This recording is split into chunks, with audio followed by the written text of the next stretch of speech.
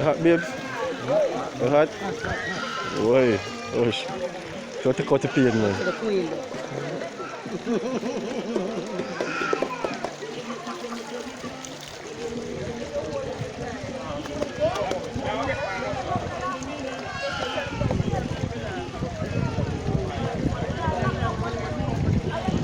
I'll get my one now.